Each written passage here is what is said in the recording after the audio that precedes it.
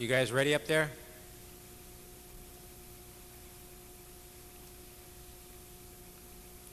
Welcome. The Spring Lecture Series, 95.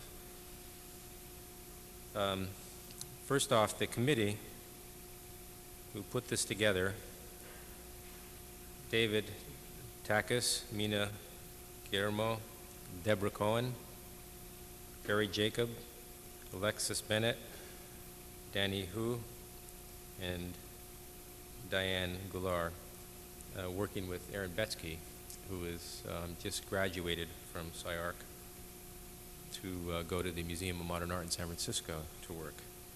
So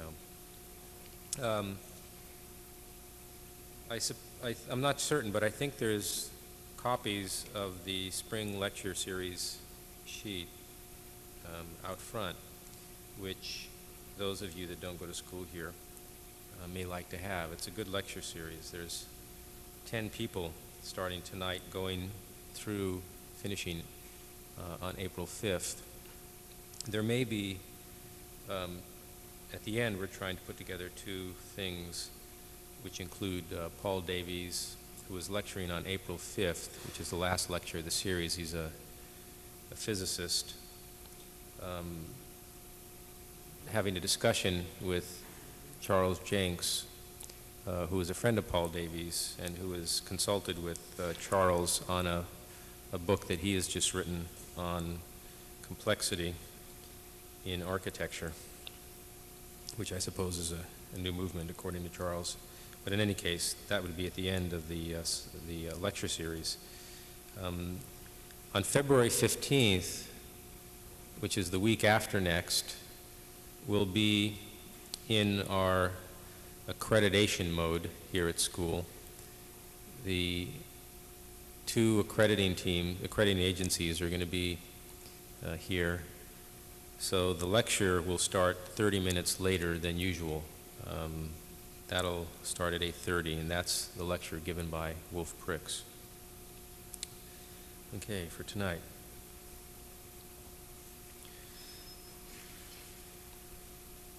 Kevin Rhowbotham comes here after 15 years.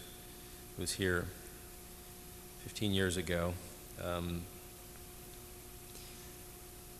He's a teacher and a practitioner from London. The Bartlett School, where our good friend Peter Cook, who will be here next week, has been holding court, running the place for the last, 5 or 6 years, where he was a unit master since 1991. He also teaches, at the same time he was teaching, and he's now teaching, I believe, at the Polytechnic of Central London, history and theory. During his 6 years of teaching at the Bartlett and PCL, he developed a particular agenda that's based in a fundamental examination of the nature of representation. In addition to his teaching and architectural practice, he's currently working on a book entitled Form to Program that deals with this experimental and theoretical work in architectural education. He also founded FAT, which I guess is FAT, for Fashion, Architecture, and Taste, which is a design group and a magazine that unites the disciplines of architecture, sculpture, painting, graphic design, and computer studies. I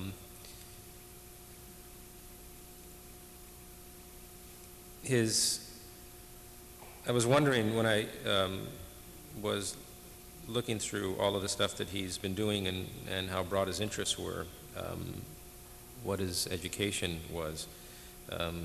He seems to have had quite a good education, being quite restless and I think very curious from the early days of his education at elementary school, which is listed in his CV, all the way up through his finishing work at Cambridge. But I think most importantly, a pivotal time for him was when he was doing his master's work at Cornell University, where he majored in architecture, but then also minored in anthropology, which gives him a very broad base to not only draw from, but to see from,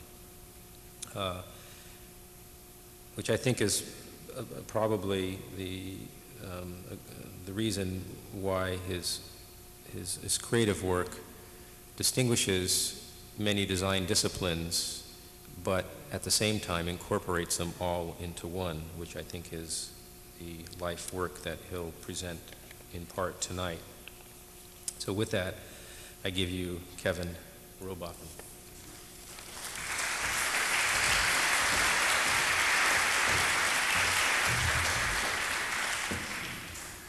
Thank you. Well, it's, I guess, I should say it's very, very nice to be here. I'm very happy that you invited me, and I'm certainly happy to be back in LA after so long, although my original visit only lasted some 3 weeks, and was a part of a kind of stay in the United States which spanned 3 years. I originally came on a Fulbright to study at Cornell with Ungers and coincidentally with Colin Rowe, in a situation which was at the time at the end of a very influential period for that school, principally as a consequence of the teachings of Colin Rowe and the production of his book, Collage City, a book which I find increasingly ridiculous, but only with the hindsight of a considerable amount of work from a point of view that really began with the teachings of Matthias Ungers at Cornell. I say this because I think what distinguishes Collage City, for me at any rate, at this point in my career, is the way that it proscribes a particular and rather fruitful tactic which was adopted, or at least ostensibly adopted, by the neo-rationalist phalanx of architects who had their success principally in Berlin during that rather well-moneyed period, certainly from our point of view in Britain, well-moneyed period of the 80s. And that is this issue of typology. Now, it struck me when I was a student of Ungers that typology was an extraordinarily fruitful point of departure for an architect, simply because if it was taken seriously as an empirical engagement with the possibilities of form, which could list and include anything which was formally struck, formally speculated upon, it could then embrace a hugely broad spectrum of possibilities. Why I felt that both Ungers and Colin Rowe were somewhat suspect is because they embraced what seemed to me a rather weak-minded means by which the radical extent of typology could be constricted. That was from the perspective of a notion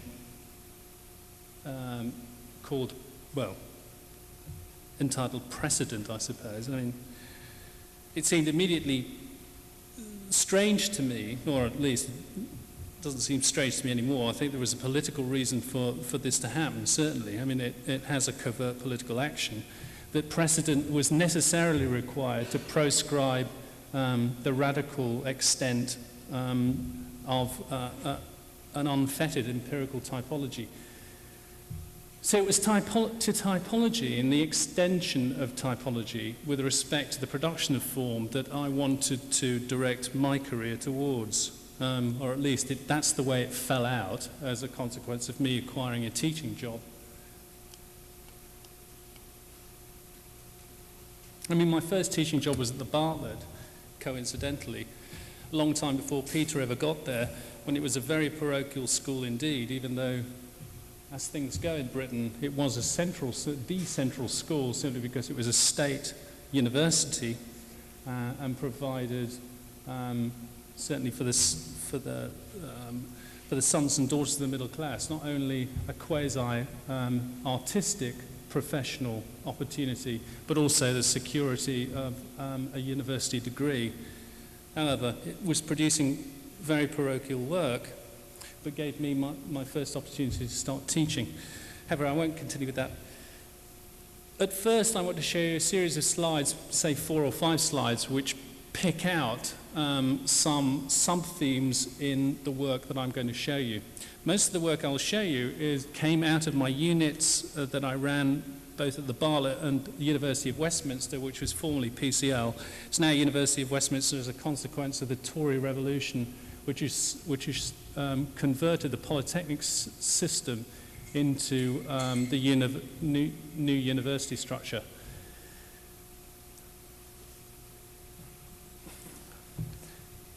I think the first point I'd like to make is that certainly there seemed to be an increasing problem during the 80s with respect to the profile of an architecture, certainly in the metropolis of London. It seemed to have no face, or at least its impact, its visual impact, as far as the visual arts were concerned, seemed to get less and less. I mean, at the time, about 1987, a very famous campaign, I'm sure you've seen the Benetton campaign here in LA, hit the streets of London. This is a particular poster which was part of that campaign. And what struck me very hard was the fact that there seemed to be no means by which architecture could aspire to this kind of profile and this kind of impact. So the lack of impact became a particular issue for me, and I tried to restructure this with respect to the way that we might make work, and certain issues in the unit began to reflect this. The second thing is that having moved back to Britain from an American education, which was certainly at Cornell, very formally based, there was, of course, this residue as a consequence of, I guess, archigram, which had taken certain radical French ideas, post-situationist international ideas, and made them comfortably popular from an architectural perspective, but was still, from my point of view anyway, moving away from an object-based architecture to one which embraced a notion of event, which is a kind of opposition which has not been successfully articulated for some time in architecture. And the SI seemed to me to be the last point at which a certain kind of architectural conceptualism might be found. I show you here on your right-hand side an image of a project by Guy Debord, the author of Society of the Spectacle, and the philosophical polemicist of the Situationist International, and the agent provocateur of the 1968 French student riots in Paris, student protests in Paris. Here he shows a project called Naked City, which works out from a Dadaist interest in conceptually collaging the city, in which Paris is shown as a series of cut-up quarters, assembled or reassembled intellectually, conceptually, with respect to a willful perception. And it's this possibility of reassembling an architecture intellectually that I became very interested in. And it was interesting for a number of reasons.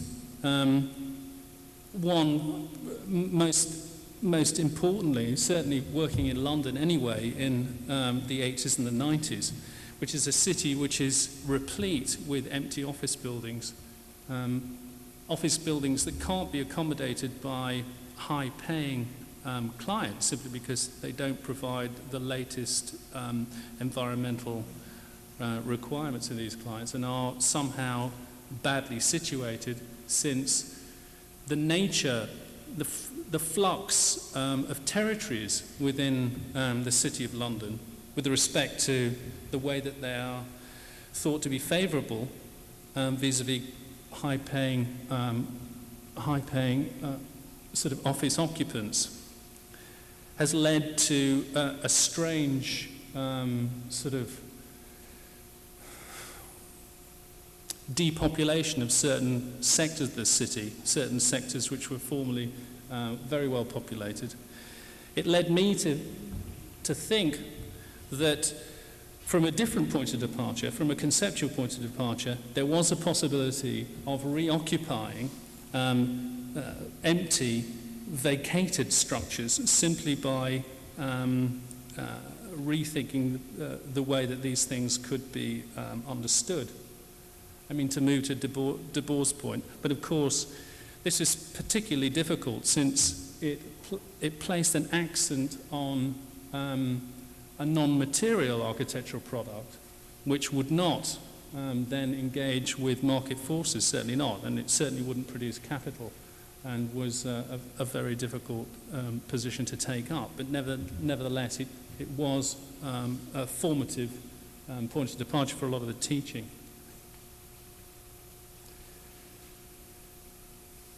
Strange slides, perhaps, but two other issues presented themselves through the 10 years of my teaching. The first of which is the situation of ambition amongst my students. I think ambition and the way that an architectural the production of architecture might be engaged. And certainly from the point of view of my own post-structuralist education, which had occurred coincidentally at Cornell, and as a consequence of taking a lot of courses in anthropology at the time, I come to believe that, or at least come to understand that from a post-structuralist perspective, the medium through which a certain epistemological view of the world, let's say from an architectural perspective, the way that an architectural view of the world might be generated was definitely influenced by the nature of the medium through which it was viewed. And this, of course, meant that if there was anything to do about the way that architecture thought about the world, certainly if there was anything to do about the way it might be expanded, then what we must do is to take on board the means by which this reflection took place, and the principal means, of course, is the drawing. A lot of the work I'll show you is an attempt to radically criticize the nature of the drawing. But the first step, of course, is to make your students ambitious enough to try to engage the architectural debate from a different point of departure. On the far side over here is an example of work which attempts to do this, to radicalize a small space by a certain economy of intervention. In this case, you see a very large photograph placed on the end wall of a small internal space in order to achieve this kind of radical dissimulation of the nature of that space. It's this kind of ambition that I try to certainly engender in my students. It's this kind of difference of architectural confrontation, if you like, engagement that I try to encourage in my students and so on. On the other side, another strange slide is a slide of an object that was exhibited in an exhibition that was held in 1992. But the reason I show it is because with these simple means, a mirror, a glass top, a plinth, and a Barbie doll, certain issues are brought forward with respect to architectural engagement. And these issues, again, I'll articulate with respect to certain tactics that came out of the unit. But here, the exquisite disposition of elements becomes extremely important. And simply the alignment and the organization, the way these elements are displayed, becomes a powerful issue with respect to the way that architects are prepared to engage with and control the level of surface of the work, the level of presentation of the work, and the way that that can be used to prepare an opportunity to communicate certain political interests.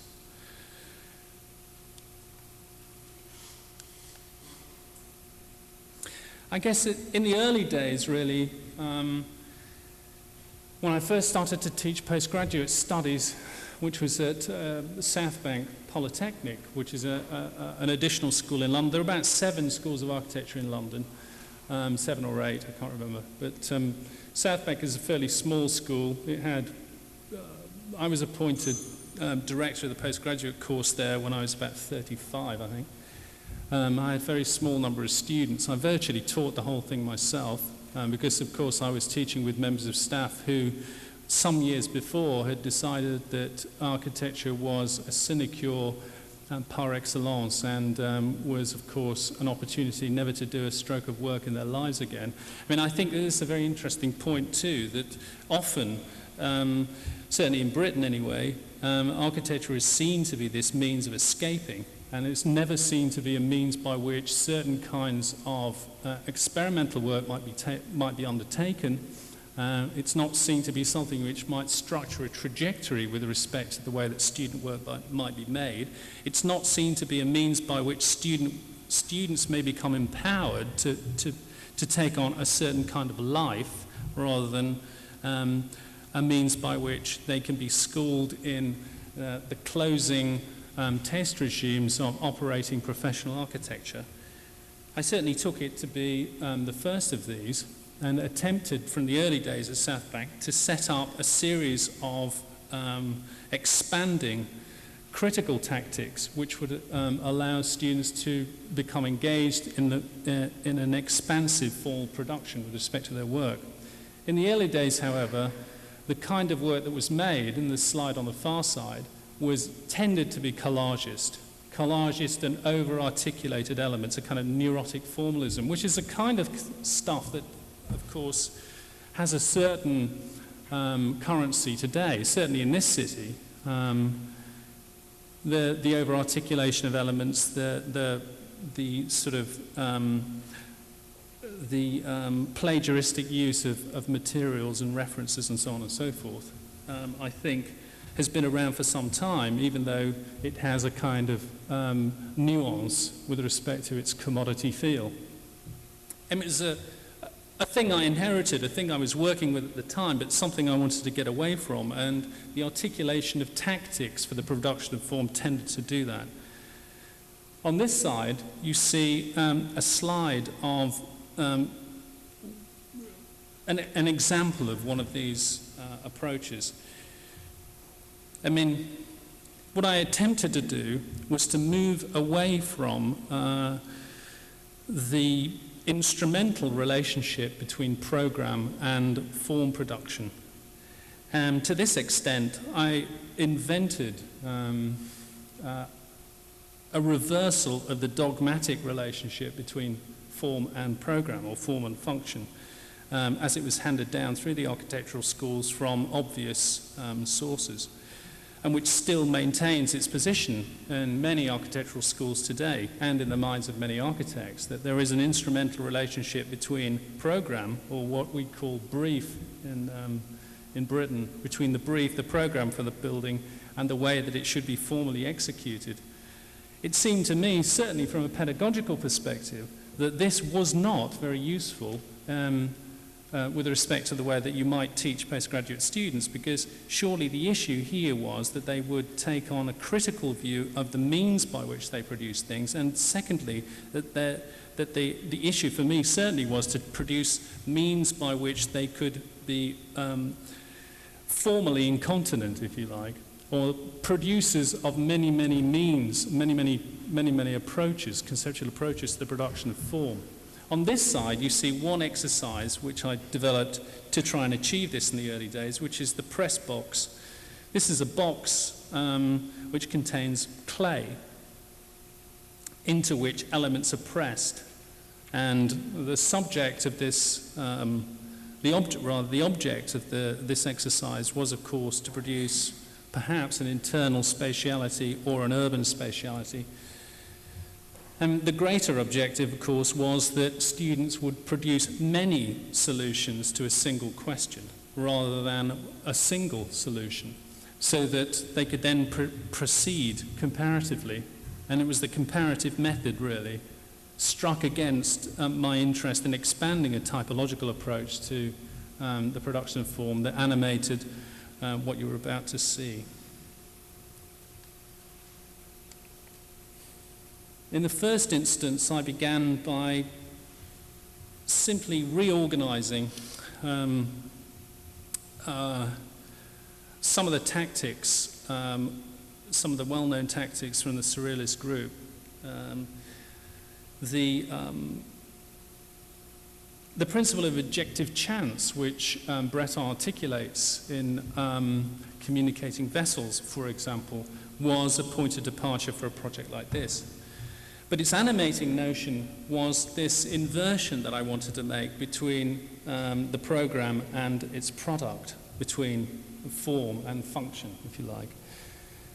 It seemed to me also that, it seemed to me very quickly, as a teacher of postgraduate studies, that the way that postgraduate studies was determined, or the success of the postgraduate studies with respect to my students' work was determined certainly by the professional body, by the RIBA in Britain,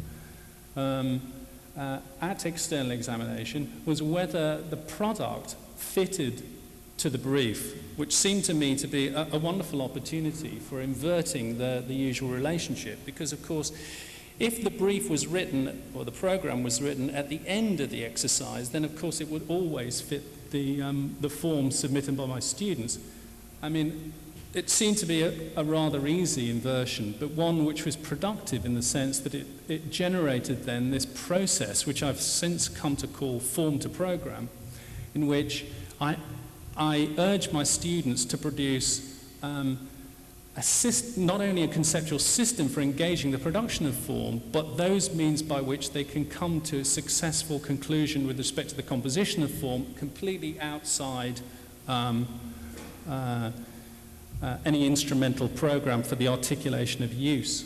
Now, I have to admit, loath as I am to do this, but I have to admit that this point of engagement was instigated by something I read about Eisenman, an architect I've no great enthusiasm for. However, there were points in which were influential on what I tried to do at this stage, because what I wanted to do is to really return the architectural process to the province of fine art engagement, rather than allowing it to remain a kind of tectonic instrument of a tectonic profession. So the process here was a process of formal reversals to produce this kind of result, which was, which proceeded from a series of procedures. For example, students were asked to do something which was quite out of character with the usual way that they would produce form, which would be the sketch, for instance, or the mark on the paper. It attempted to distance them from that usual process, and the pedagogical point of this is, of course, that outside a usual process which they're already in command of, they can then take and reflect on the way that they already make work. Secondly, if they are encouraged to make work outside their usual experience of making work, and they can make it successfully, you then purposefully extend their ambition on the one hand and their confidence on the other with respect to a broader series of options with respect to the production of form. In this case, a series of reversals proceeded from a woodcut to a pressed clay impression to a tile to a vacuum mold to a whole series of other analogous reversals, until the work was at such a distance from its original point of departure that I felt it was then safe enough to allow them to move back into the usual forms of tectonic expression in the drawing. Once they'd moved back into the drawing, then the program was projected onto the work. Now, what is fascinating about this kind of approach, even though it may sound ludicrous to you, certainly for those of you who are teaching architecture, is that at the point at which you introduce the program into this settled and compositionally matured state with respect to the student, then a whole series of happy accidents tend to occur. Because now we're in a situation which is like a conversion job rather than something which proceeds from white paper. I mean, what I quickly recognized as a teacher was that there was a huge problem with respect to the production of work, which I later called the white paper problem. Students faced with white paper will it will automatically defer to a vocabulary which has been instilled in them from a variety of legitimate sources, principally fashionable architectural magazines.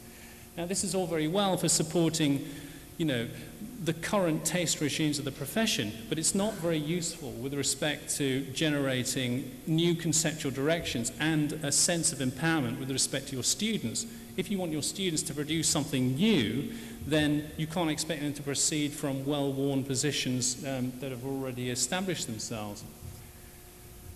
So, secondly, the introduction of the program at a second level into the form allows a certain kind of dissimulation to take place, and you find that there's a radical extension of program simply because the form as it exists in this, from this point of departure, from this point of view, offers up new opportunities for a complete rereading of use. So not only was the form expanded, but by implication, the nature of the program was expanded to fit it. And a variety of forms of production were achieved from this point of view.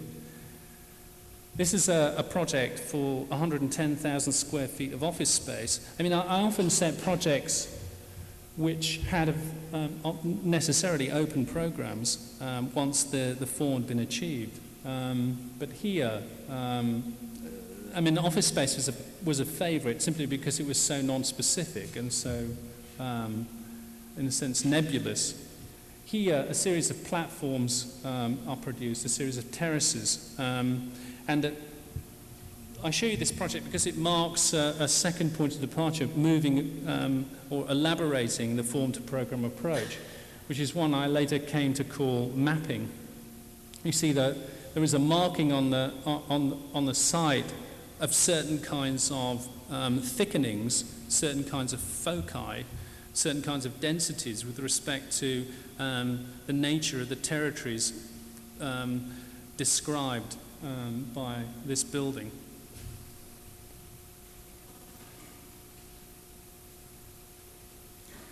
This is probably the most complex, or as an example of the level of complexity to which the form to program approach reached.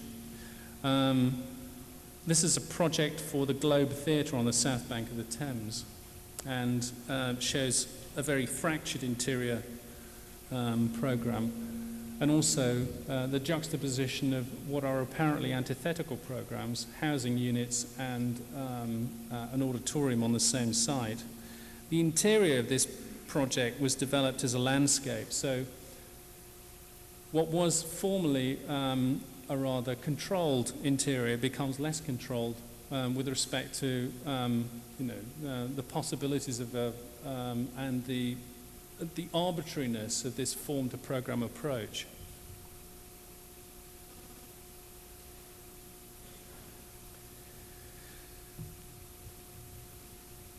But what I thought became very important at this stage was to refocus on the issue of drawing itself, and to try and establish what the terms of engagement were for an architectural drawing, how it depicted itself, how it understood itself. I mean, many problems, of course, emerge as soon as you begin to criticize the nature of architectural drawing, particularly in its most cherished forms, the perspective most particularly, which always seemed to me, certainly the single point perspective, to be a depiction of space from the point of view either of God himself or herself, or, of course, the omnipotent client. I mean, this single viewing from an advantageous position seemed to me a ludicrous and ridiculous depiction of spatiality, which, of course, is never viewed like this at all, but also that it concealed a covert interest which had a political perspective, and this was very necessary to reveal this if we were to begin to engage the nature of the spatiality depicted in what was seen by the profession as the natural way that architects represented space to themselves. And the point that it conceals as well, the point that I wished it to reveal, was a post-structuralist point. and a point made by Derrida and many of the other post-structuralists, that the form of presentation of the work at hand was a means by which certain things were fitted to a way of thinking. Consequently, Derrida's conclusion about philosophy as a certain kind of writing could then be extended onto architecture as a certain kind of drawing, and one would assume that if you could change the nature of the drawing, you could then also change the nature of the thinking, and therefore change the nature of the spatiality. So that was the next issue that I wanted to launch myself into, and certainly to try and take my students through to. So I invented something called bodies in space and time. I called the next involution of the unit bodies in space and time, and I took my point of departure from Duchamp, of course. But I mean, originally I'd been provoked into thinking this as a consequence of looking at a text comparing the development of Paris and London, the urban development of Paris and London in the late 19th century, or the mid-19th century. I mean, this has got nothing to do with it, except that there was an illustration, the Rue de Rivoli, 1867, a photograph or a daguerreotype, 1867, that appeared in this book. And the daguerreotype, of course, Daguerre, of course, was a pioneer French photographer taking silver nitrate plates with a pinhole camera.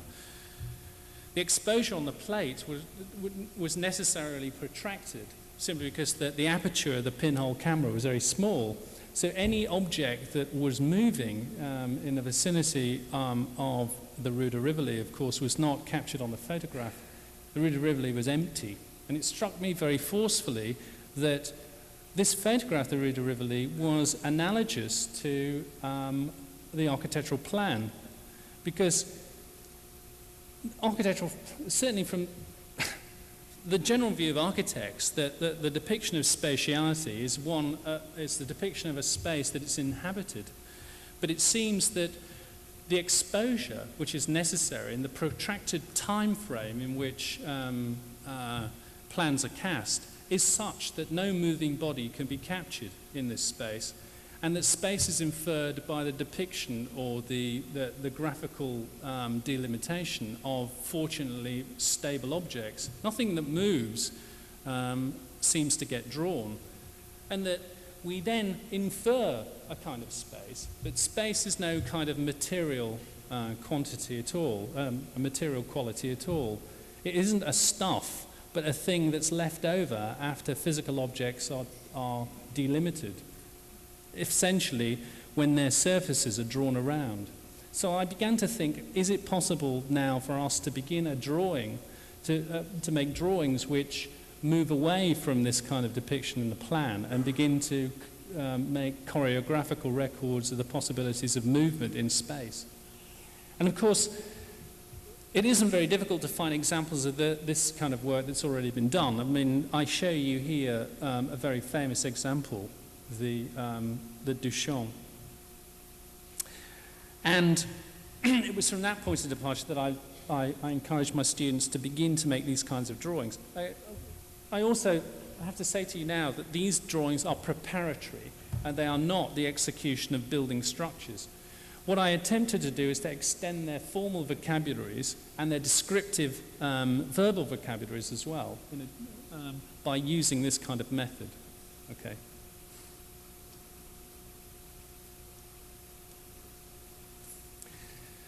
And what is very important as well is to know that once these kinds of drawings are produced, a second level rereading needs to take place. And in this case, what has happened is that a kind of vocabulary was generated in the unit, in the studio, which moved towards certain kinds of formal moves to do with oscillations, orbits, repetitions, trajectories, and so on.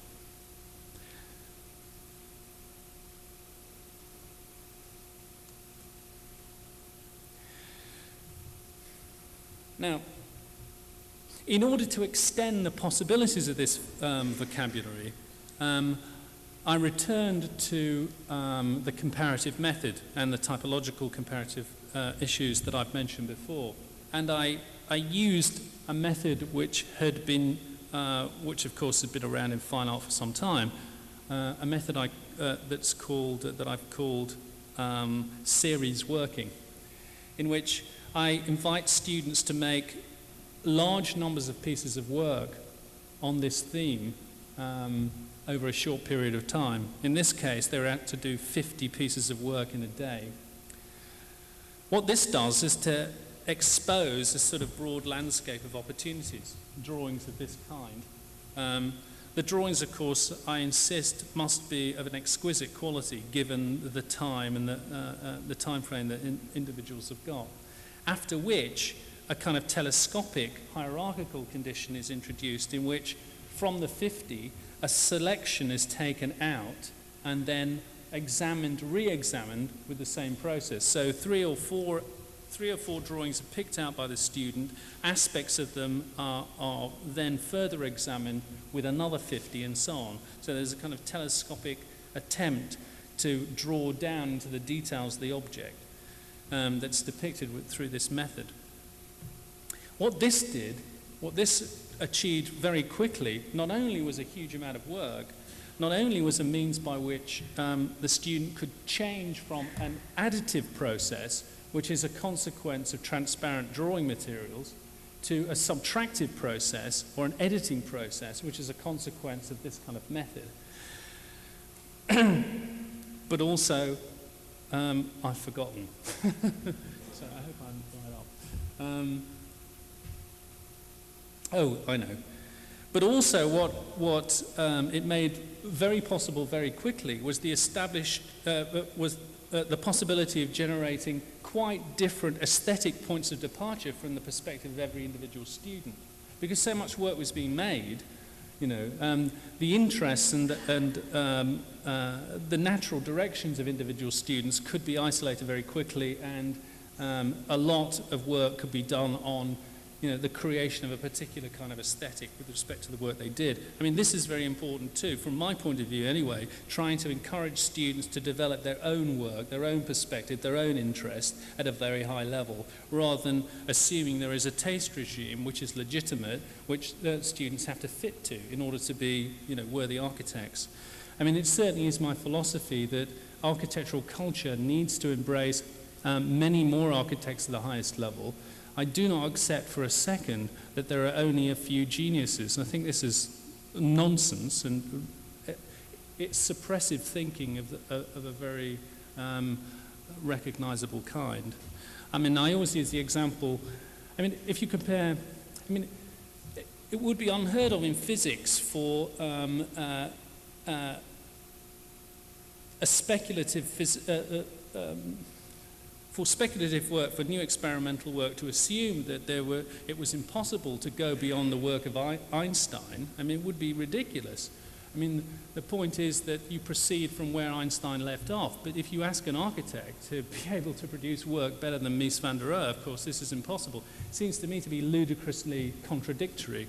And I've always assumed that all my students are already better than Mies van der Rohe and Corbusier combined, and that they must proceed from these points of departure. And it's perfectly possible for this to happen. What needs to happen, though, is first they have to be encouraged to lose the kind of constricting ideologies that are often schooled into them, from my perspective anyway, in the British system, at undergraduate level, in order to relearn the possibilities of creative and speculative thinking. As you see, these drawings were then taken and bidded up into particular kinds of aesthetics.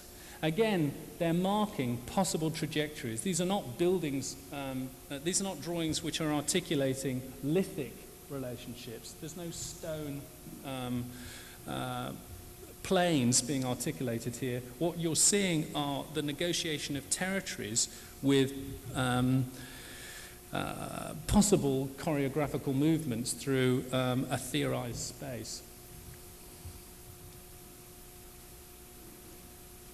In this example, which is again within the form-to-program approach, the drawing has been refined to such a level that it can now be introduced into a site. The site in this case is one of the Wren churches in the middle of the City of London. It's introduced, and then the program is projected onto it. In this case, it became a light scoop and a lectern for the object to pierce through one of the existing windows of the nave.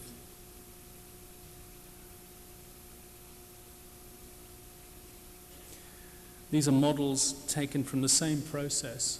On the far side is a proposal for an extension to the Tate, a proposal for an extension to Stirling's extension, to the Tate, I should say. And on the near side, a proposal for extending, for those of you who've been to London, there are a series of concrete toilets. I mean, there's not any in London, they're all over Europe these days. They're pay toilets. This student used that as the basic servicing module for a dwelling structure that adhered to the outside of the object.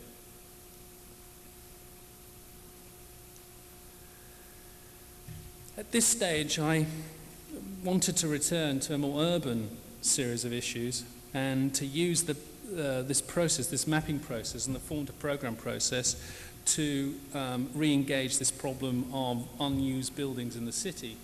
In order to make it more dramatic, I asked students to begin a series of speculations on existing buildings of note. The slide on the right-hand side, on this side rather, shows an intervention in the Economist building by the Smithsons. This is a project or a program I called Parasite, and as I say, attempted to insinuate a series of new building structures into existing building structures using parasitically their servicing and structural conditions.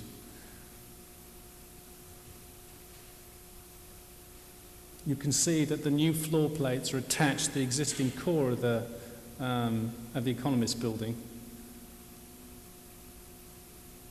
The point here was to try and introduce antithetical, contradictory programs into existing structures and attempt to begin to work out how these might be reconciled. In a broad way, to begin to reflect the nature, the contradictory and superimposed nature of the way that London was developing as a city in any case. It already had superimposed territories. It already had contradictory uses in place. It already had the misuse, so-called, of existing uses, the contradictory use of existing uses, and so on. The usefulness of this program, in addition, was that it threw up a series of difficulties about the nature of professional taste and the aesthetics of legitimate architectural approaches, asking students to place objects against famous buildings and within famous buildings, of course, radicalized their own aesthetic points of departure and threw them into points of crisis, which is very useful, of course.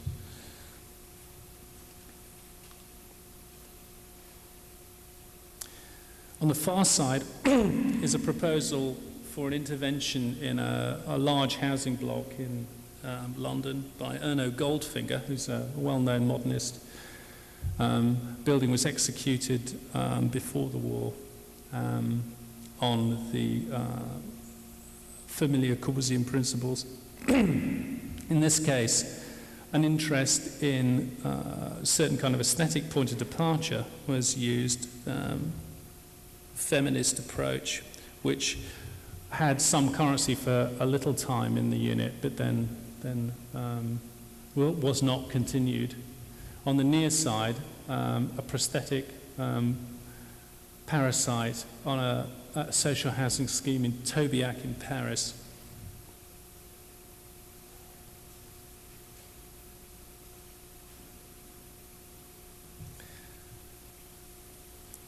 This is the extension of the Central London School of Art, building originally by Letherby.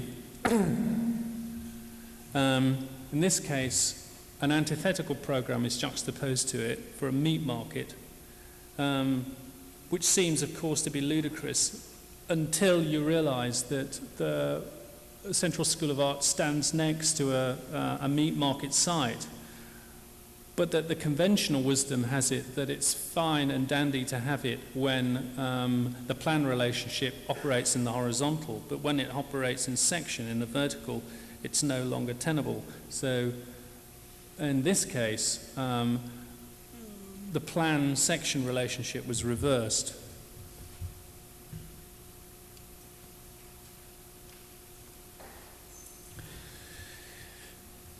At this stage, we're in about 1988, I guess, 1989. The music industry in London was making a lot of money out of something it called sampling, and was something my students were very interested in. And I found this to be a particularly important point of departure, simply because the whole Heideggerian critique was coming under was getting a lot of flack, simply because I and many other people were reading Adorno again and had launched a critique on the kind of authentic claptrap that phenomenologists seem to be supporting. Certainly in London, there was a lot of that kind of phenomenology going about, and we determined that we might launch ourselves against it and to produce a non-authentic architecture. The second issue was that, certainly working at the Bartlett, Peter, who is not well renowned for his intellectual grip of architectural theory, Peter Cook I mean, certainly favoured the production of large amounts of work without too much content. And I determined that I might debunk this approach by inventing a means by which students could produce huge amounts of work. And we did this by, of course, using a plagiarizing tactic, one I subsequently called appropriations, in which choice aspects of existing buildings were now collaged together without any kind of attempt to disguise their sources. I mean, this was hugely useful in the sense that it allowed students to range over many, many more possibilities of solving a variety of problems than would otherwise be the case if we operated the conventional postgraduate thesis project. In this case, this student produced 52 buildings for his postgraduate thesis project submission, which seemed to me universally more opportune, as far as he was concerned, than it would have been to slavishly repeat the same kind of moves that many, many other postgraduate students had done over the years. And in any case, it seemed to us all in the unit at the time that it was pointless redrawing things that are already drawn. And it certainly seemed ridiculous given the possibilities of instant reproduction and the extensive memory possibilities of the computer revolution. And that invention from this point of view, certainly reiteration from this point of view, had been taken to a different level entirely. And it was pointless slaving with an archaic method of drawing black drawings with an inked stylo when there were other more ready techniques at hand. This caused a lot of consternation, this approach, and caused a lot of trouble. Certainly for this student, who's a brilliant student, was almost failed because, of course, the Bartlett simply can't take anything that is marginally radical from the point of view of a reflection on its operating terms. Once you become political within these structures, the issue of refusal, quickly raises its head. I mean, it's constantly amusing to me because, of course, I'm, as naive as the next guy, to assume that, I'm always assumed that the Bartlett was a radical school, but of course it is anything but a radical school as soon as you begin to ask questions about the fundamental operating terms. The issues, the taste regime quickly establishes itself. Here's a second example of this approach. In this case, the program was for a tomato farm a self-supporting tomato farm which had a byproduct of producing the requisite energy for these large-scale social housing structures in Tobiac in Paris.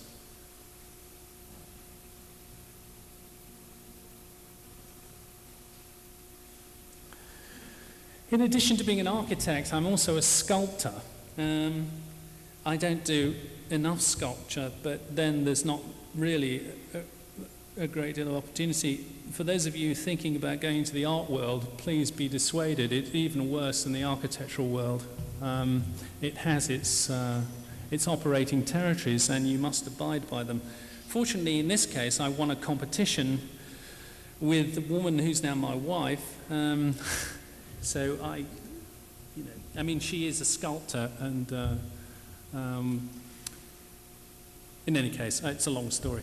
But this was a new point of departure, certainly for me, that certain new issues began to come to the fore, which were associated with the kind of work that had been happening before. The issue of surface, something I came to call surface at a later date, was the central point of departure for this project, which attempted, to reinvigorate a church by a famous Scottish architect, Alexander Greig Thomson, which is now burnt out on the edge of the poor district of Glasgow, the Gorbals. It was a temporary exhibition project. But the issue of a kind of popular cultural surface, a popular cultural reinvigoration of this object, seemed to me to be a rather interesting point of departure if I was to sustain an attack on the closing strategies of professional taste regimes. In the end, this is covered in gold leaf. It was very inexpensive, as it happens. It's much more expensive to put the scaffolding up to actually execute this piece of work than it is to buy the gold leaf for it.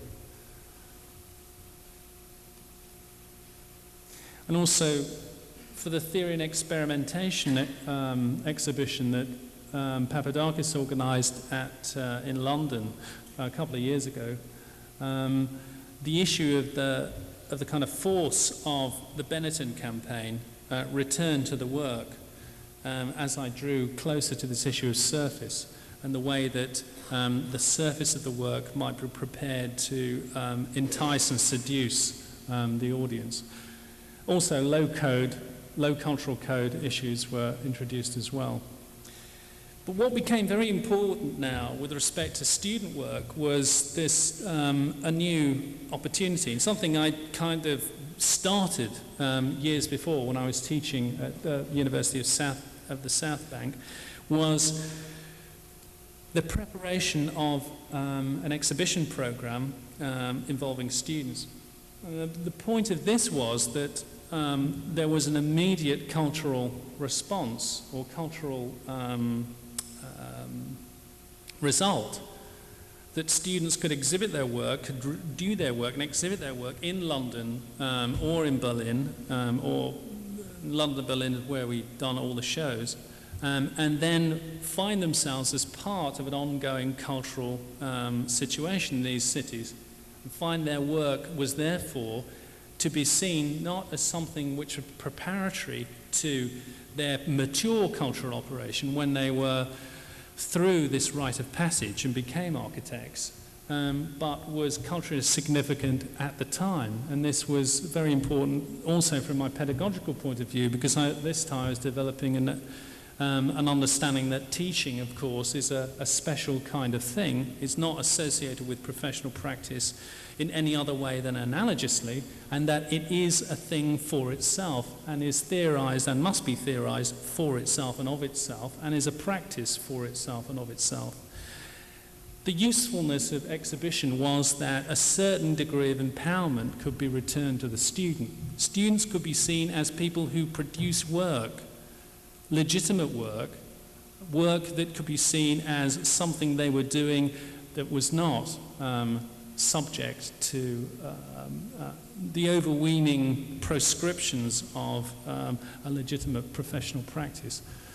And the early examples, this is with a first-year group at South Bank that I did 10 years ago, were more exuberant than interesting, but nevertheless, in this case, it was a reformation of Merzbau with a kind of junk aesthetic. But we soon became more professional, and in this case we hired a regular gallery. It's called a Slaughterhouse Gallery in London to produce an exhibition about a proposal we'd made for Canary Wharf, which was part of the huge rebuilding of London in the mid-80s. In this case, the scratch model was a model proposing 1 million square feet of office space in that area from the form to program perspective.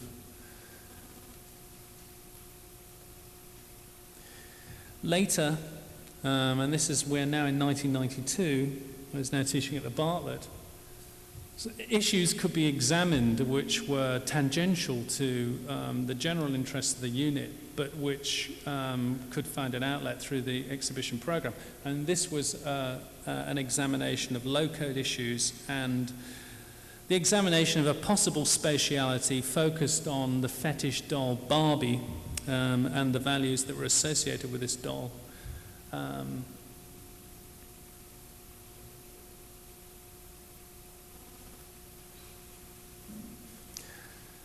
There were exhibitions at the Bartlett and end-of-year exhibitions. You see the one on the far side is this guy is a kissogram, and we persuaded him to pose in a leopard skin jockstrap against this motorbike in association with a variety of rather phallic architectural objects that had been made in the unit. This was quite a hit, this exhibit, and he was photographed with large numbers of female members of the school on that motorbike. I don't know why, because this really reversed the intention of the piece, but there you have it.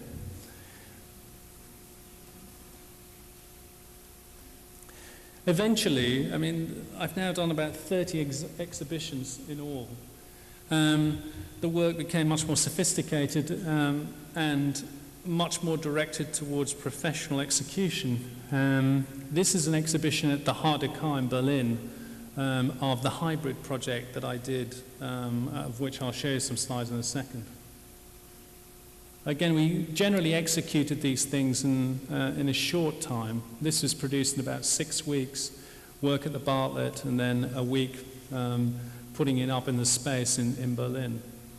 It's quite successful exhibition.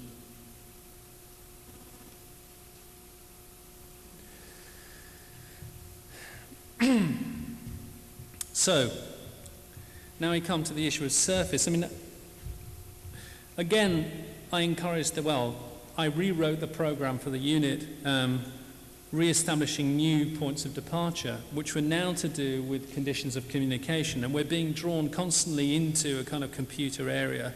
Photoshop, most particularly, was an interesting software application that I was using at the time, and clearly the implications for the use of such a program were that the quality of the surface of I hesitate to use the word presentation, by the way, and I've substituted it with the word surface simply because, although they don't mean the same thing, simply because when you say presentation to architects, usually the meaning of your words disappears into a whole sort of background of other attached meanings. Surface is a very different issue. What it attempted to do was to produce work at the most exquisite level possible, mainly photographic work, so that the seductive qualities of the presented work were central to the negotiation of the work by the audience.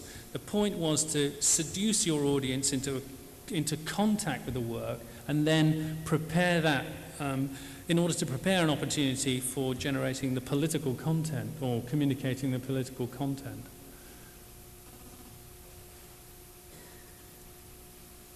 And these highly professional products were made by students. I have to say this, though, that there are two disappointments from me. The first was, I mean, this is a rather flippant point, though, that the cost of taking my unit became extremely high because, of course, the production techniques that we were using were those of the PR industry, and consequently the production of photographs like this were incredibly expensive. But secondly, because at the Bartlett, this approach was simply used as a means by which people could improve their presentation, and they missed entirely the political content of, or what we attempted to do with the political content of the work.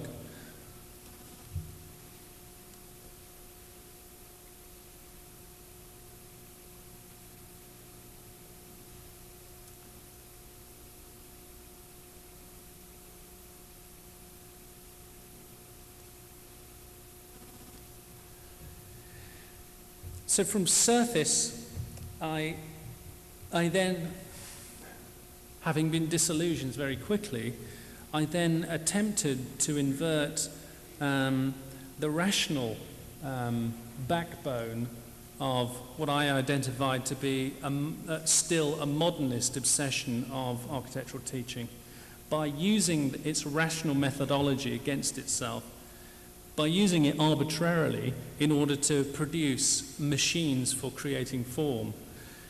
This is easily done simply by using matrices or an indexical method.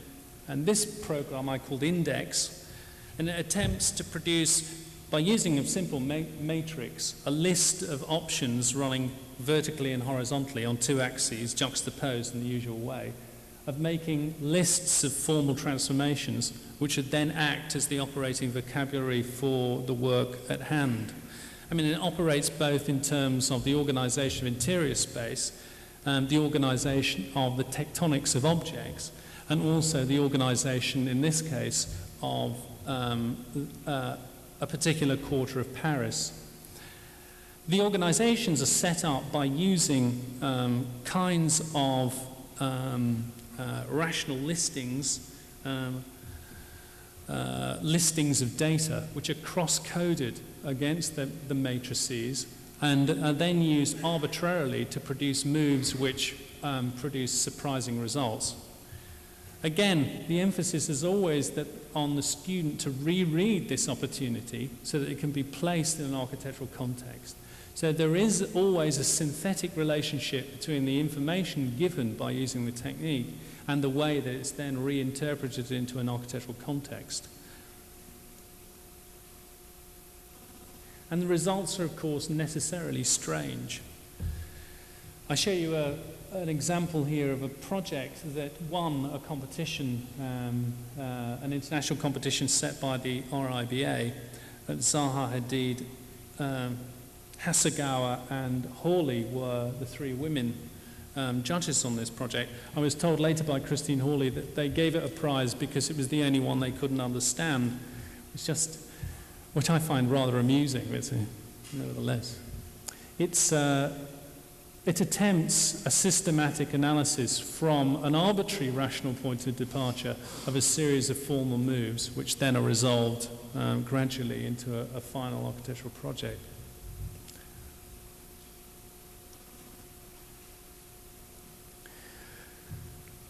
But the last inversion of the pedagogical program that I've run anyway was one which I've since called deterritorializations, rather ostentatiously, I have to admit, as a consequence of reading Deleuze and Guattari, which I've read from a particular point of view, I must say, and enjoy for myself their institutional critique. What I attempted to do in this case was to collide all those other sub-themes that I've been describing to you. Form to program, of course, was the general animating theme, but mapping, indexing, surface, appropriation were all part of this final approach. We started by indexing a series of forms and then producing a small maquette, the small orange maquette you can see on the far slide, as the first move. This was then blown up into the larger object on the near slide. Then a series of possible associations were made with respect to a secondary index. In this case, the student has named it in a particular way.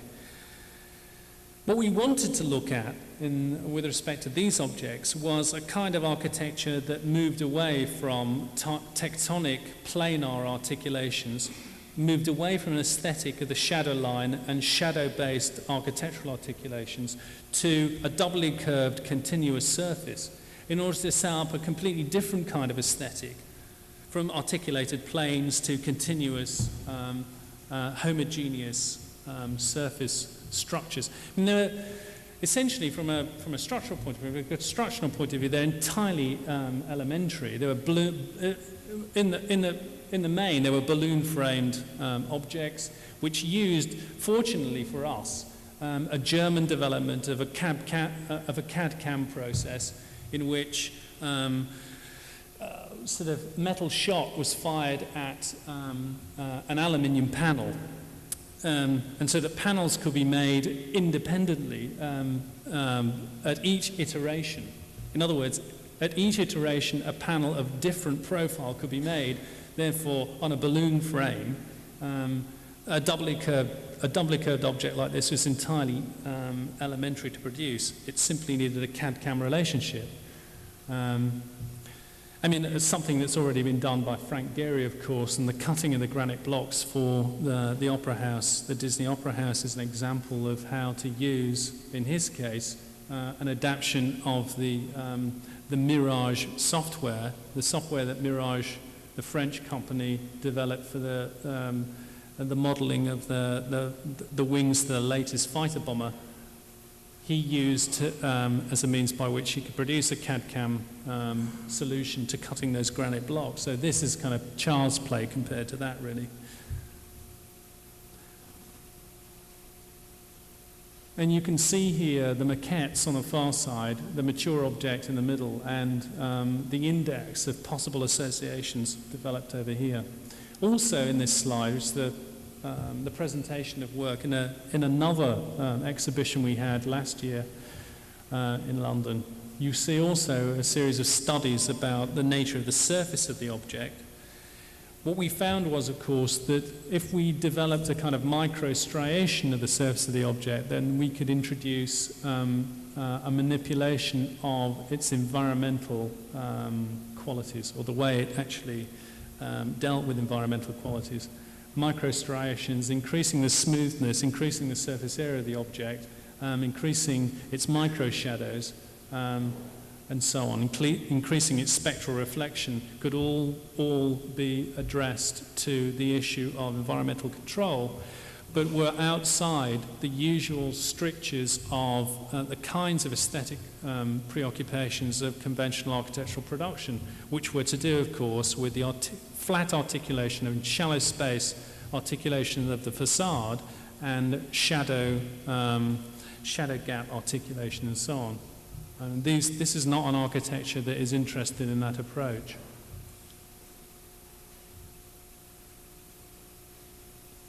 And these are some of the drawings that began to investigate the possibilities of this striation of surface on a micro level, on a macro level.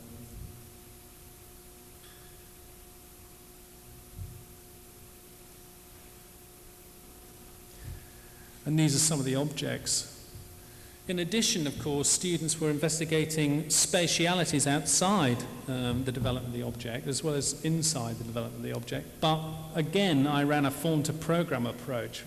First, the object was developed in its most powerful sculptural articulation.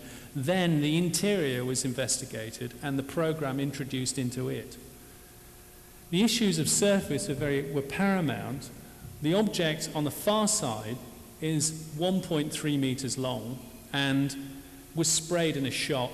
It's a car body spray and finished exquisitely, so it has the most powerful attractive surface produced. On the near side over here is a project which investigates the spatiality of a soccer match. In fact, the last 25 seconds of a particular soccer match which this student was interested in, and reflects an additional issue that students in the unit have been involved with, which is kind of low-code issues and alternative conditions of spatiality and choreographical movement of bodies in space and time. Again, in this one you can see this is another exhibition we had towards the end of the last school year, not this one, last one.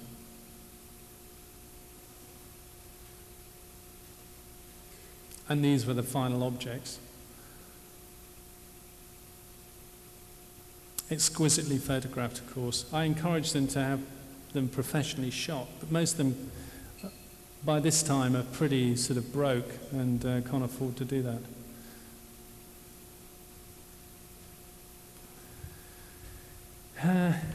Yes, I established a small group called Fashion, Architecture and Taste in about 1988, ostensibly to publish a magazine which was never published because we just couldn't raise the money in London. The kind of interests that we wanted to pursue were not in line with those of the people who were giving money out. However, we did produce a series of projects. This is a project for my own house, which is sort of half completed, somewhat less ambitious than these drawings actually suggest, but nevertheless. The slide on my closest to me is an execution of the bedroom bloid, which has two bedrooms, one on top of the other inside it. You'll see that it too has invested in the kinds of aesthetic that were developed in the unit. It's executed in aluminium, cast aluminium, and polished. The drawings on the far side depict at the top the ground plan showing the beach, the broad walk in red, and the pool at the rear, farthest away from me on the slide. And the lower drawing is of one bedroom area.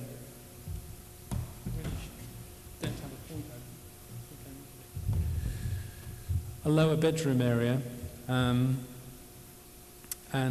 to the front, the lounge area.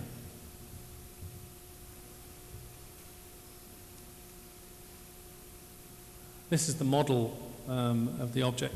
At this stage, again, we were very interested in producing these things at a kind of an exquisite level. The only problem was that the cost of producing an object like this, even though we built it ourselves, was extraordinary, and it's only lately that it's become possible to produce at a much higher rate, simply because we're now working exclusively on the computer.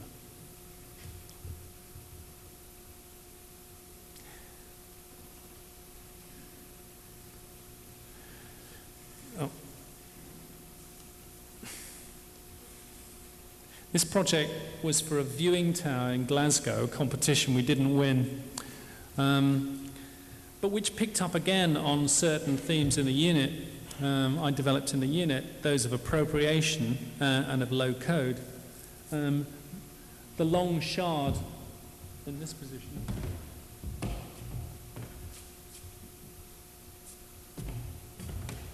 is an element taken from Superman 2. You probably remember him placing that long green crystal into something in order to create his hideaway. The second is that the cradle on top of the columns is actually a casting of the hull of the F-117. In this case, we cut the wings off it and reflected the top profile underneath to make a mirrored final result.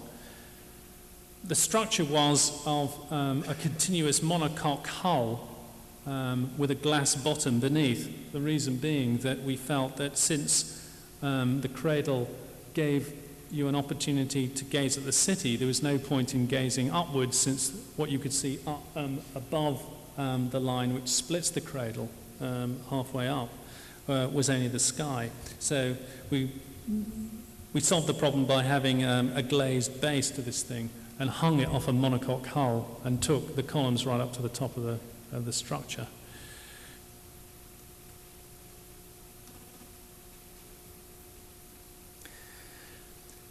In this project, I started to develop a new approach which attempts to, in some sense, pick up aspects of the mapping procedures that I developed some years before, but which became much more interested in conditions of social control. This is a house for a bourgeois couple who have, fortunately, 2 pubertal children. And I became interested in what kinds of territories existed in the domestic environment when children were at that point of sexual self-discovery, and what kind of suppressive tendencies might be generated as a consequence of the association of spaces given this difficult psychodynamics. So the result was really to separate the pubertal enclave from the menopausal enclave, if you like. So the kids went into the pink bloid, and the adults went into the quintessential modernist box, clear box, a triple glazed box which had expanded polystyrene balls blown into it when necessary to cool, to make sure that enough shadow was thrown. We developed this with a London-based services engineer, placed all the heavily serviced requirements below ground.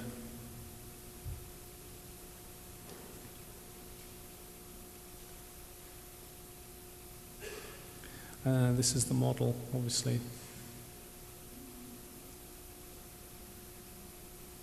This is really the final, there are only a few slides to show, but this is the final model we made. We don't make models like this anymore, simply because they're far too expensive and now unnecessary. The photography on this alone cost more than the next project, which is all very positive with respect to the cost of running the practice. This is a project currently being judged, a competition project, again, harking back to the issues of the unit. I mean, certainly for us, the development of a kind of drawing with respect to the application possibilities of using the PowerMac and the Quadra, we felt were very important, that it was necessary for us to produce a stylized architectural rendering on the computer rather than the kind of computer rendering that has become all too familiar all too quickly. These were produced on Minicad. Certainly the orthogonal structures were produced on Minicad. The bloid, the floating object, the yellow floating object was produced in Studio Pro, but effectively we drew it up in a CAD application, Minicad, and DXF exported it to Studio Pro, where it was rendered. The project is for a monument, so-called, or what the competition required as a sculpture, which would sit outside the Museum of the Moving Image, which is located on the south bank of the Thames, quite close to the Hayward Gallery and to the Queen Elizabeth Hall, which are the major cultural objects on the south bank of the Thames, in what is popularly understood in London as the largest cultural enclave in Europe. It has a large number of cultural buildings sitting one against another on the south bank of the Thames, virtually opposite Trafalgar Square at the end of Northumberland Avenue. What was required, according to the brief, was an object which would signify the presence of the Museum of the Moving Image, both during the day and at night, and also accentuate the point of entry. What we concluded to do was not to build a monument, but to build a virtual marker, which consisted in this Teflon balloon, which had beneath it Teflon mirrors and a pylon containing a series of mirrors and an array of powerful arc lights.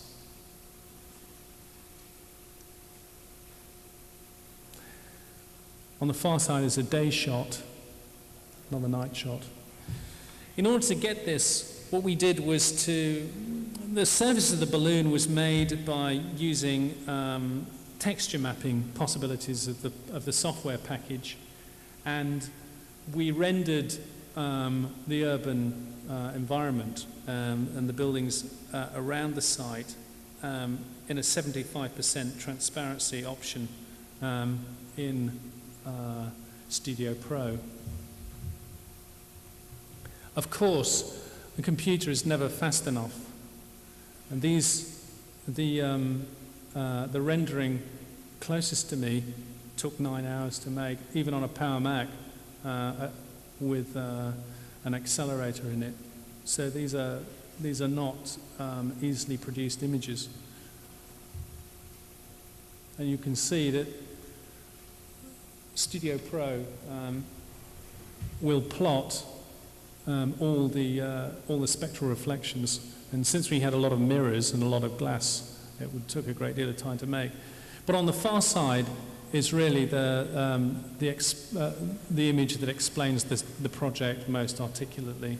It's a kind of Close Encounters of the Third Kind kind of project. And that's all I've got to offer. Thank you very much for listening.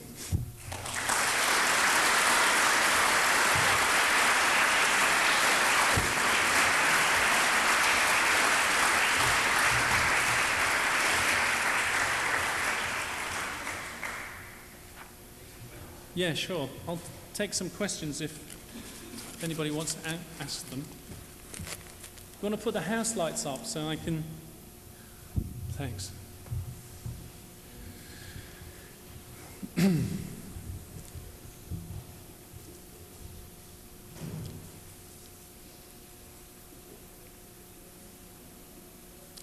Now, I always remember this from being at Cornell, that I found it stupefying that when I was in America, nobody asked any questions.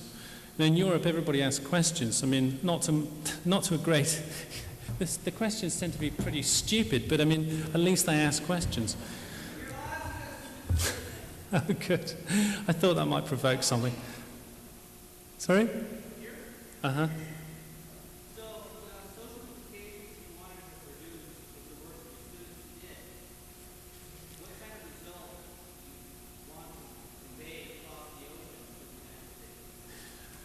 Now, I have to repeat your question so that it can be recorded on the video. So you're asking me what kind of impression would I like to see? Political implications. When I talk about... Okay, political implications. Now, when I talk about politics here, it's politics with a small p. I mean, for me, the politics... that need to be embraced really from this point of departure, the politics which conspire to restrict the speculative operation of architectural education. Those are the politics that I want to engage with. These are not party politics. They simply attempt to extend the cultural operation of architectural speculation.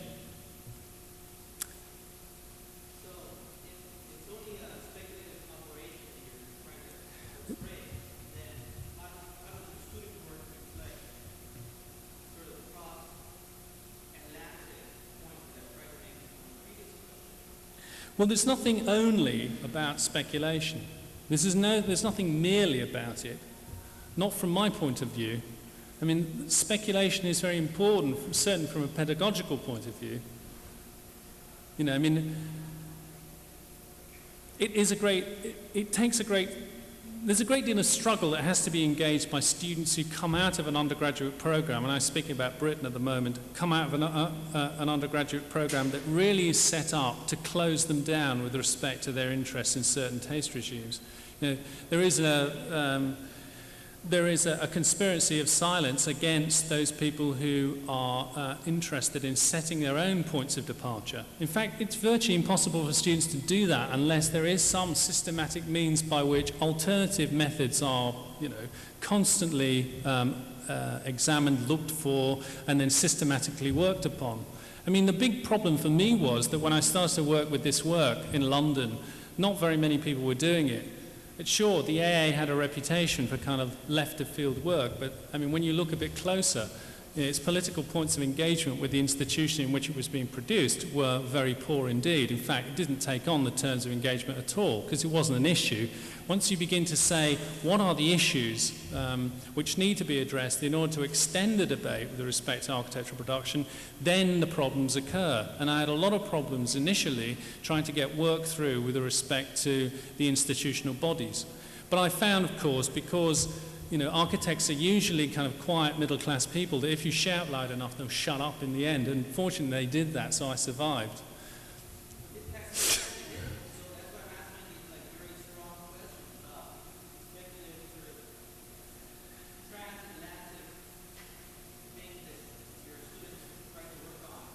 Well, I mean, I don't know whether I can answer this point about its transatlantic qualities. I mean, I don't know really. I mean, the thing is that all I had to go on was a very conservative education at Cornell in the United States, very formally based, very constricted, very prescribed by the terms which were presented as legitimate at that time.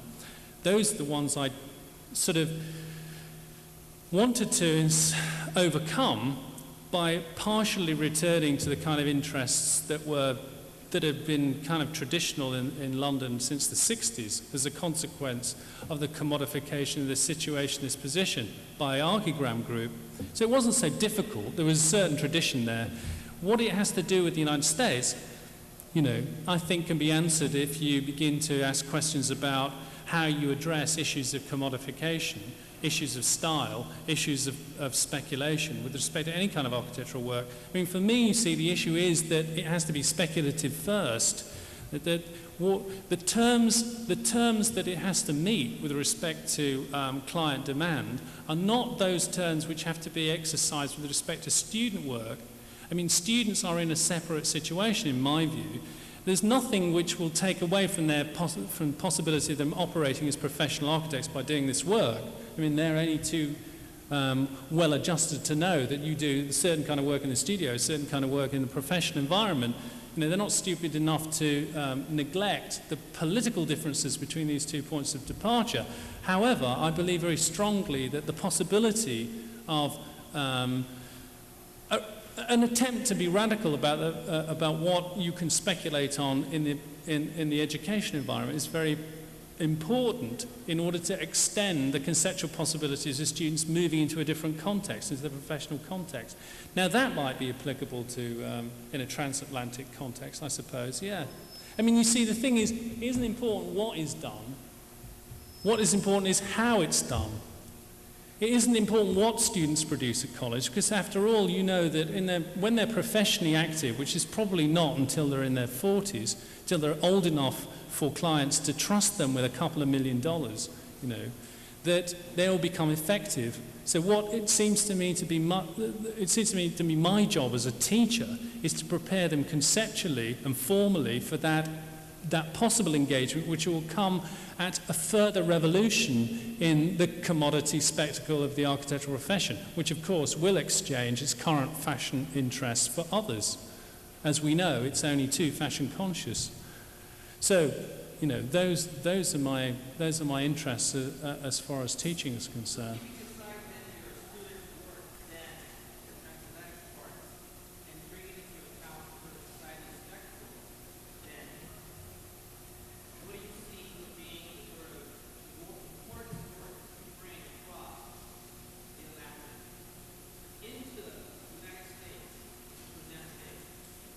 Well, I mean, it's for you to judge, really. I mean, I just offer you what I've done. Whether it's important or not, I suppose, depends on whether it gains any popularity from a current point of view, and I don't expect it will. Since it hasn't in Britain, I can't see it doing so in the United States. I mean, I don't know. I mean, do you want me to judge myself? I mean, I'm far too English to do that, I'm afraid. No, my pleasure.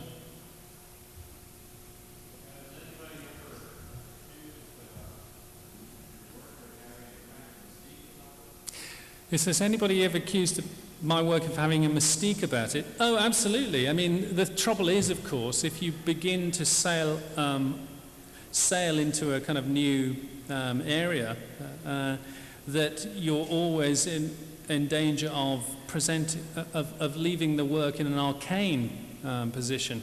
It's very difficult for people coming to it to actually understand not only what it's about, but why anybody would be mad enough to actually engage in this kind of speculation. Absolutely. And the thing is that, you see, for me, I think that teaching has a very long perspective attached to it. I can't see the product of 10 years of teaching, I can't see coming to fruition at least for another 15 to 20 years. My students won't build anything for a considerable amount of time. So, you know, in that sense, it's a kind of fruitless game if immediate results are required with respect to the way that students might produce physical results out of this kind of speculation. No, I mean, for me, I think that I've had to ask some serious questions about what is possible to do in teaching if you take the issue of teaching extremely seriously, and if you begin to ask, as many other more intellectual disciplines have asked, that serious questions about the operating terms of architecture at all. And it seems to me, of course, that postgraduate architectural education, it must be the place in which that happens, because it can't happen in the profession. Its interests are much more pragmatic and necessarily. I mean, what always bothers me is the kind of critique that is thrown onto architectural education by the profession. I don't know whether it's the same. It's true in the United States. I'm almost certain it is. But in Britain, what we get is, why don't you produce people who can come and work in our offices, who won't cost us much and can do exactly what we want them to do straight away? Well, the reason why we don't do it is because we want to put those arseholes out of business. Straightforward.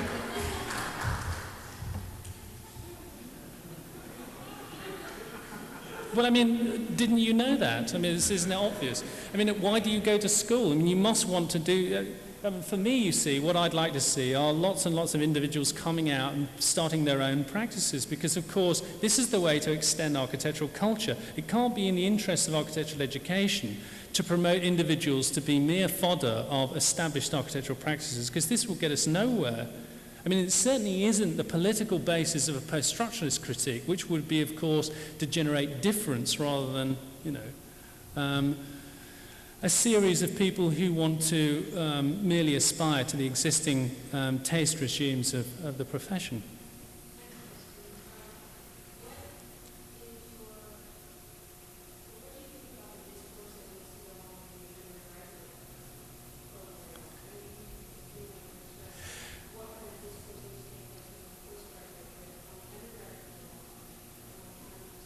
Yeah.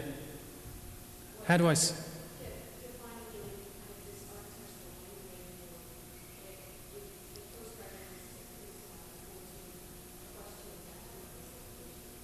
Well, this issue of undergraduate education is,